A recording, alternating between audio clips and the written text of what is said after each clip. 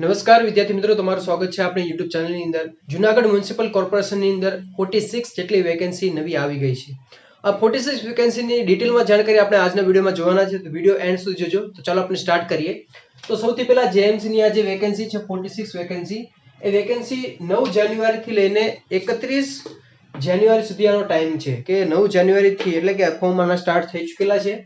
અને વેકેન્સીની અંદર કયા કયા પોસ્ટની અંદર કેટલી વેકેન્સી આવેલી છે આપણે જોઈ લઈએ.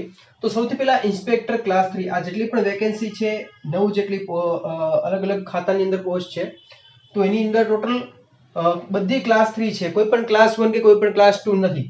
તો ઇન્સ્પેક્ટર ક્લાસ 3 ની અંદર ટોટલ 3 વેકેન્સી છે, નાયબ એકાઉન્ટન્ટ ની અંદર 2 વેકેન્સી છે, નાયબ કાર્યપાલક એન્જિનિયર તરીકે 3 વેકેન્સી છે, આસિસ્ટન્ટ એન્જિનિયર તરીકે 6 વેકેન્સી, ઓવરસીયરમાં 8, ઇલેક્ટ્રિકલ ઇન્સ્પેક્ટરમાં 3, ફૂડ સેફ્ટી ઓફિસરમાં 2, સેનેટરી ઇન્સ્પેક્ટર કમ વોર્ડ ઓફિસરમાં 16, લાઇવ સ્ટોક ઇન્સ્પેક્ટરમાં 3. સૌથી વધારે વેકેન્સી છે સેનેટરી ઇન્સ્પેક્ટરની અંદર વેકેન્સી આવેલી છે. તમે એમ કહેશો કે સર આ જે વેકેન્સીઓ છે વેકેન્સી તો ઘણી ઓછી છે, પરંતુ તમે એકવાર તમે વિચારો, જે વિદ્યાર્થીઓ મહેનત કરતા હોય, જે વિદ્યાર્થીઓ કન્ટિન્યુઅસ એક્ઝામ આપતા હોય અને જે વિદ્યાર્થીઓને ગવર્મેન્ટ જોબની પાછળ પેશન હોય, એ વિદ્યાર્થીઓ માટે એક વેકેન્સી હોય કે 100 વેકેન્સી હોય, એમને એનાથી ફરક પડતો નથી. કેમ કે જે વિદ્યાર્થી સારી રીતે મહેનત કરે છે એ વિદ્યાર્થી માટે ખાલી એક પોસ્ટ, એક વેકેન્સી ઇનફ છે.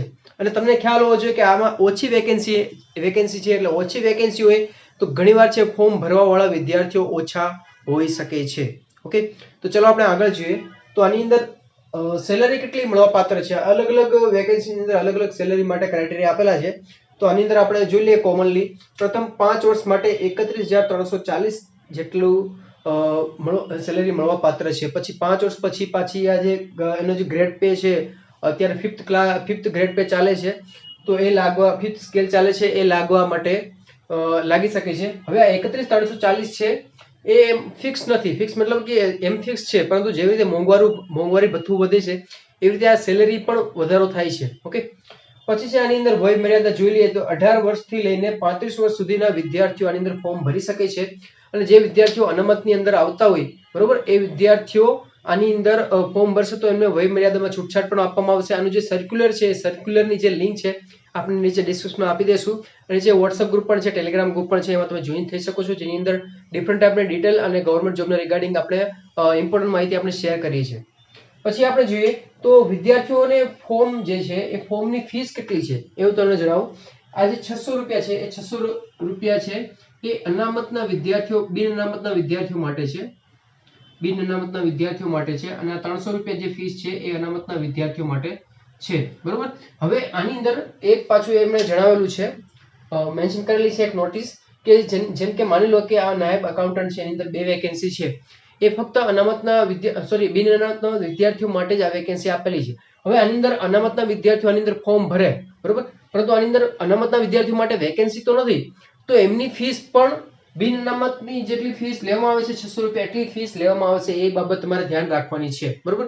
હવે આની અંદર છે તમે તમારો આવકનો સર્ટિફિકેટ તો તમારું કાસ્ટ સર્ટિફિકેટ એડ કરો કે ના કરો, પરંતુ અનામતની અંદર જે વેકેન્સી, બિન અનામતની અંદર વેકેન્સી આવેલી છે, તો તમારી જે કેલ્ક્યુલેશન બિન અનામતની અંદર થશે. બરોબર. તો આ ફીસ છે નોન રિફંડેબલ છે. આ ફીસ છે એ તમારે ભરવાની છે જ્યારે તમે ફોર્મ ભરો ત્યારે.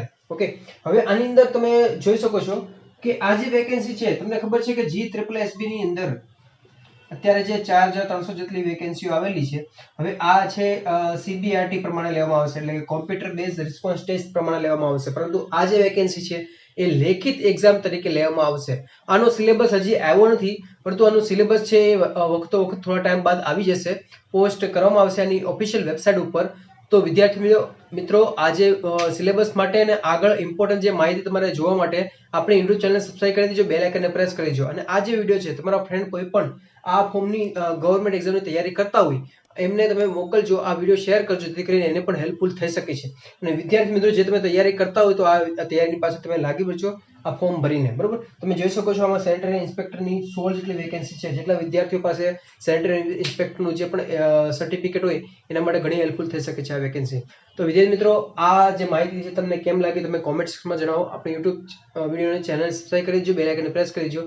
વિડીયો તમને ગમ્યો હોય તો વિડીયોને લાઈક કરજો. અને ચેનલ સબસ્ક્રાઇબ કરજો. હવે આપણે મળશું નેક્સ્ટ વિડીયોની અંદર. જય હિન્દ, જય ભારત.